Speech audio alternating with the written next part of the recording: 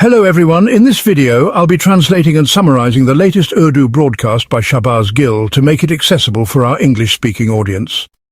Let's go through the key developments and insights in Shahbaz Gill's words. First things first, the countdown, 93 days to go. Just 93 days remain until Field Marshal Asim Munir's retirement. After that, a new army chief will take charge in Pakistan. We expect that the new chief will bring the army institution back within its constitutional boundaries. And the political, social, judicial, constitutional and democratic chaos currently happening in Pakistan, of which our current generals are a key cause, will hopefully get a reset. The army will return to the barracks, focus on its real role, and this ongoing constitutional violation will come to a stop. Now let's move on to today's main news. The pictures speak for themselves. We'll show you a video too. But let's start with a picture. You've been seeing this same picture for 40 years. Actually, for the past 78 years, it's been the same. But the strategy was a little different in earlier decades. For the last 40 years, it's been the same picture, same place, same family sitting there. In front of them sit our generals, major generals or brigadiers. Take a look at the image. In the helicopter you see Shahbaz Sharif on one side. Earlier, when he was chief minister, he would sit where Maryam Nawaz is now sitting. Same family. Now the next generation has taken the place. Shahbaz Sharif has moved to the side. He's a bit disgruntled, but he's not upset with the officer in uniform sitting in front of him. Whether that's a brigadier, major general or lieutenant general. I don't know exactly how many stars he has, though these days stars seem to be awarded arbitrarily. Anyway, he's not upset with the officer, but with the niece sitting next to him. Now look at the floods ravaging Pakistan, but every time there's a flood over the past 40 years, this same type of photo emerges. A military officer and in front the ruling elite, two families, either Zardari Bhutto on one side or Sharif on the other. The image remains the same. A paper map is laid out and they're told, water is here, and also here. The cameraman is shoved into the corner, practically twisted to capture a wide-angle shot that includes the Baji, Maryam, the army officer, and the sulking uncle. That paper map is always visible too. This is our fate for the last 40 years. Now you might wonder, will it change in the next 40 years? But the strategy of these three sitting there is exactly that nothing should change. Yes, they do tweak the aesthetics a bit. Earlier, Shahbaz Sharif used to wear his boring safari suits. He still wears something similar. Now our respected Baji has arrived, dressed in a blue suit with perfectly applied mascara, full makeup, dupatta in place, imported shoes, luxury watch, all perfectly arranged. Meanwhile, people are dying below. Complete disaster. But Baji's maid, Miss Saman, has spent around 3 hours this morning making her camera ready again. Baji was in no hurry. She wore her favourite perfume, got fully ready with makeup, jewellery and designer clothes, and then sat in full glamour in front of the army officer. The army officer is also wearing his expensive Rado or similar watch. I don't know exactly which one. These types of map-presenting officers are a specific breed. They seem to be hand-picked, hard-working generals or brigadiers. Normally they're not seen on television. But during flood season you see these military officers on TV. So for 40 years this has been Pakistan's destiny. Two ruling families in front, army officers across from them. They have no real planning. They don't care what needs to be done about the water in coming years. They won't build dams. The person who used to say plant trees, build dams, save Pakistan from climate change, both of these parties, along with those army officers, have put that man in jail. They don't want him to come out, and their only goal is to keep changing the colours in the picture, not the reality. Now, speaking of Maryam Nawaz's dressing, I get scared even calling her Baji these days because of the kind of crude behaviour Asma Bukhari has started displaying. No decent woman from even the roughest neighbourhoods would say the things she's been saying, no offence. She said that people who comment on Baji's clothes and shoes, their mothers don't wear clothes. We don't know what kind of household Miss Asma Bukhari was raised in, where mothers don't wear clothes. We thought all mothers, whether from PMLN, PPP or PTI, were dignified and shared figures, and we've always seen them fully dressed. Even when that SAO officer arrested a 4 or 5-year-old girl, I referred to her mother respectfully as my own mother.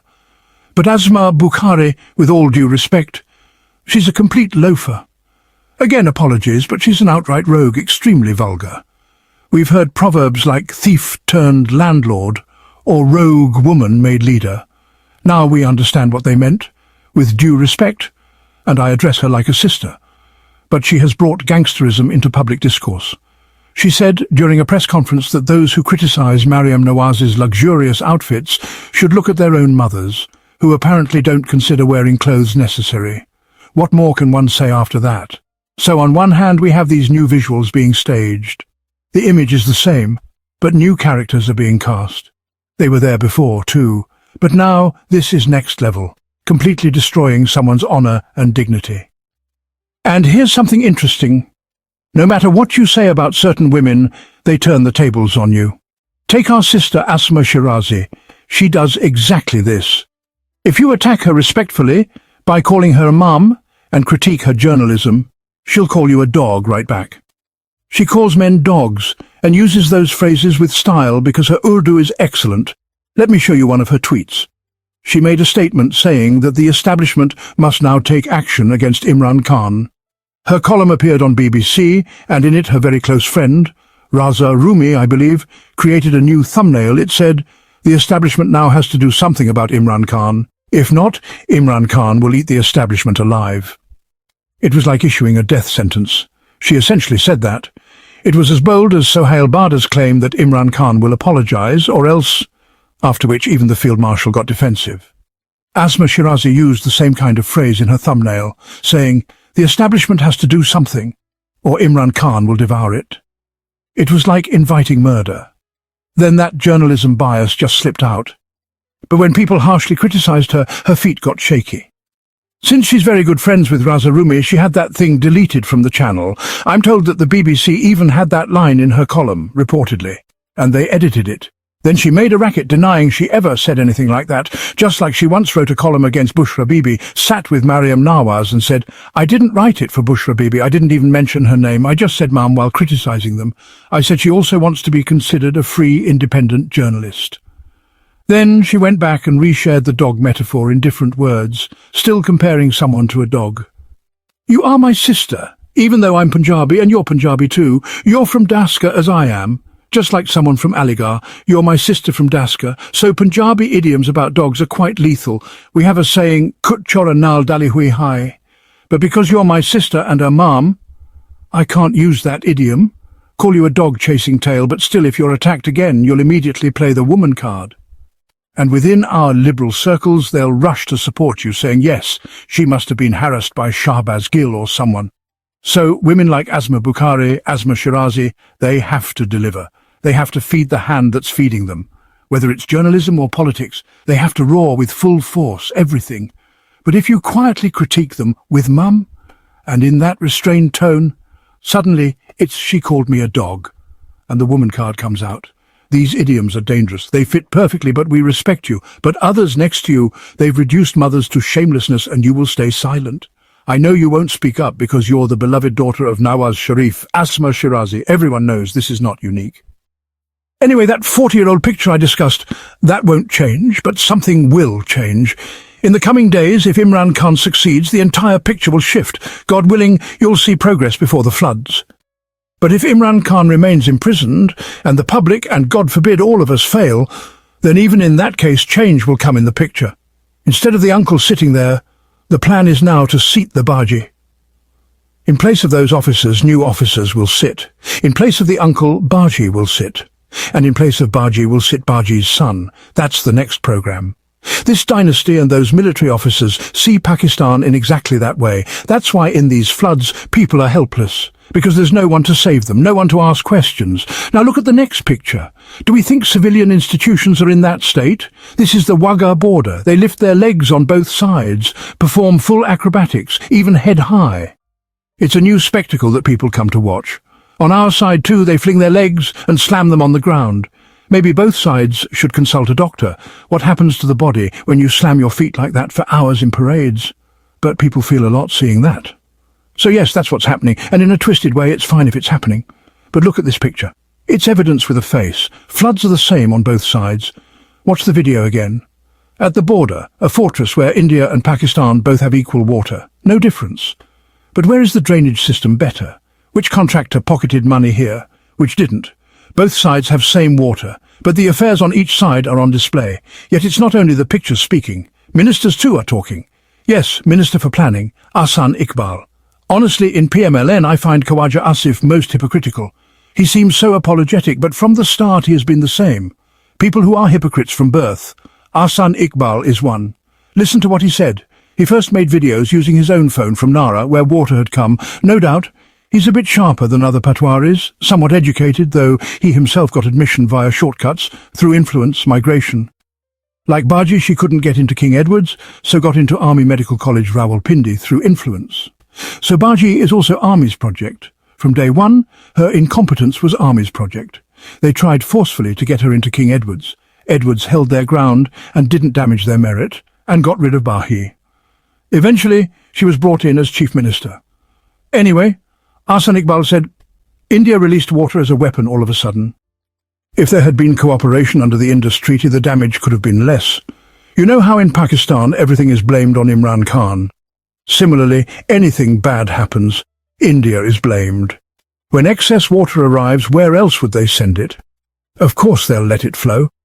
Then pay attention, the same government, same areas, both areas flooded. One is FM Khawaja Asif, the other is Planning Minister Ahsan Iqbal. He says India released water as a sudden weapon. What does Khawaja Asif say? On August 24th, India issued flood warnings through diplomatic channels. Writers say that India timely warned of flood danger at border. Even if not, shouldn't their meteorological department detect rainfall in occupied Kashmir? Our fat cat weather officials, they take big salaries. Don't they know there's heavy rain? Water will come? Ahsan Iqbal continues, water came like flash floods, washed away bridges and roads. Let's blame India.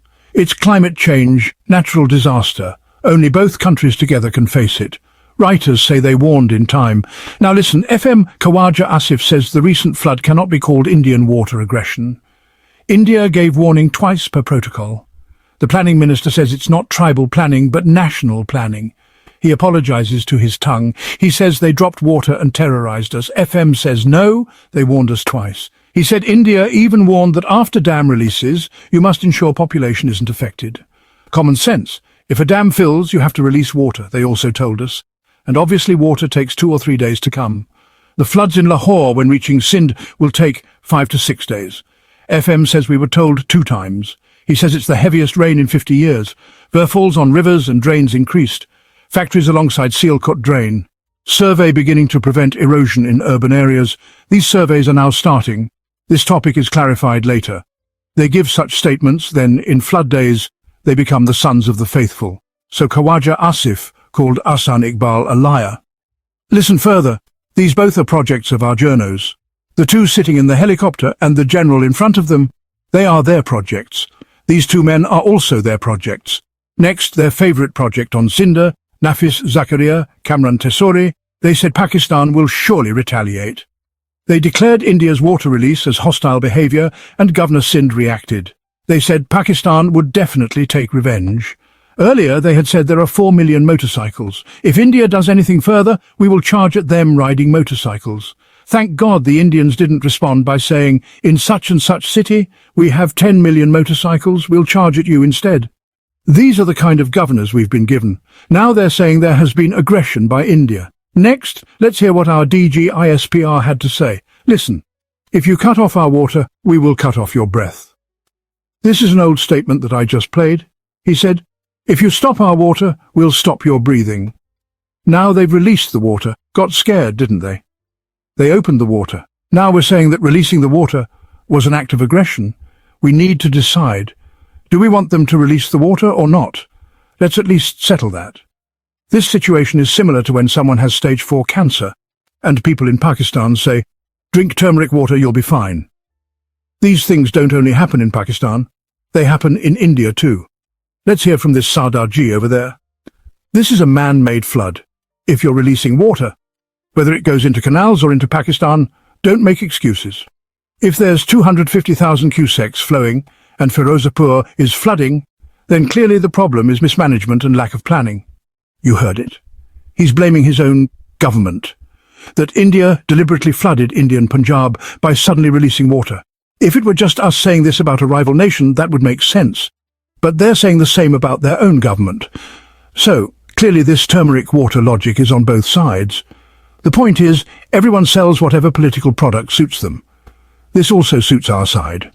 In fact, it was revealed that ISPR told TV channels, including PTV, to run the headline, "India has committed aggression." They pushed that story. Next, the Prime Minister, with the support of the 4 chief ministers, has made a plan to build new dams. This is the kind of tonic statement we get. These people are truly like monkeys. Dams don't get built in a few months, it takes 10 to 15 years. So right when floods arrive, you're giving dam construction orders? Is building a dam like baking a cake? Have some shame. If you aren't going to do the work, at least don't give such ridiculous statements during disasters. What kind of dam planning will you do in this flood? A dam will be built in the next 10 or 11 years, maybe. But the flood is here now. Just like Khawaja Asif recently said that surveys have started on illegal encroachments. Now, during floods? Let's move on. You might be thinking it's only federal ministers being shady. Well, just listen to what Punjab's government did. A video of Maryam Nawaz's Muharram-related meeting was edited and posted as if it was a 4-hour flood relief meeting. Social media caught on. They exposed that the Maryam government was fooling people. She had actually held a meeting about Muharram security, but they passed it off as a flood meeting. In reality, they were eating caviar and expensive fish eggs in that meeting. Meanwhile, the video was posted as if they were working on flood issues. And here's the funnier part. We reported that a meeting had taken place, nothing more. Soon others wrote full-length articles claiming what was discussed in that meeting, details we never reported because we didn't know. Some people who didn't even know the meeting happened. After watching my vlog, they wrote 2 or 3 page reports on the alleged discussions that took place. It's laughable. You weren't even there. I was just told the meeting happened, I don't know what was discussed. Yet these people wrote entire essays about the inside story. This is how things work here. Everyone wants to show they have inside knowledge, even when they don't. It's like I said, people here really believe in the power of turmeric water. They find comfort in it. Same thing happened with Maryam Baji's PR. Now listen to this. Maryam Baji went to a bridge in Lahore with a whole convoy of cars. Full glam makeup, waving at the floodwater from above, even though there wasn't anyone down there. Locals said she was waving toward the water for the camera because the media team was filming. Meanwhile, Punjab ministers who were supposed to be saving people with PDMA rescue boats took 3 boats and made TikToks. Honestly, only 3 boats should have been given to them. They can't even fit in one because their faces like mine are too big. But yes, they were making TikToks instead of rescuing flood victims. 3 rescue boats wasted for content. But it doesn't stop there. You think while all this is happening, our generals would stay behind? NDMA Chairman General Inam Sahib also issued a statement. On the Army Chief's orders, relief operations are underway in flood-affected areas. Hold on. You're NDMA's chairman. You report to the Prime Minister. Why are you working on the Army Chief's orders? I'm not saying you shouldn't, but you're heading a civilian institution. Even if you're an appointee under Form 47, you still answer to the PM. DG ISPR Lieutenant General Ahmed Sharif also said that on Army Chief's orders, relief efforts are continuing. Bridges and roads have been restored. 2 soldiers were martyred and 2 injured during these operations.